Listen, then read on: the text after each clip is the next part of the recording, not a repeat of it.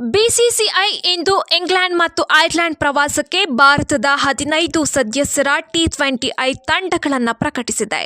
ಆದರೆ ಈ ತಂಡದಲ್ಲಿ ಅಚ್ಚರಿಯ ಬದಲಾವಣೆ ಸಂಭವಿಸಿದೆ. 2026ರ T20 ವಿಶ್ವಕಪ್ ಗೆದ್ದ ನಾಯಕ ಸೂರ್ಯಕುಮಾರ್ ಯಾದವ್ ಅವರನ್ನು ಭಾರತ ತಂಡದಿಂದ ಕೈಬಿಡಲಾಗಿದೆ. ಶ್ರೇಯಸ್ ಅಯ್ಯರ್ 2 ಪ್ರವಾಸಕ್ಕೂ T20 ತಂಡದ ಹೊಸ ನಾಯಕರನ್ನಾಗಿ ನೇಮಿಸಿದೆ.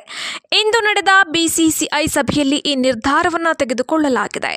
ಶ್ರೇಯಸ್ ಅಯ್ಯರ್ ಅವರನ್ನ ನಾಯಕನಾಗಿ ಹಾಗೂ ಮುಂಬೈ ಇಂಡಿಯನ್ಸ್ ಸ್ಟಾರ್ ತಿಲಕ್ ವರ್ಮಾರನ್ನ ಉಪನಾಯಕನಾಗಿ ನೇಮಿಸಲಾಗಿದೆ. ಹಾಗೆ ರಾಜಸ್ಥಾನ್ ರಾಯಲ್ಸ್ ತಂಡದ ವೈಭವ್ ಸೂರ್ಯವಂಶಿ ಸದ್ಯ ಕ್ರಿಕೆಟ್ ಜಗತ್ತಿನ ಹಾಟ್ ಟಾಪಿಕ್.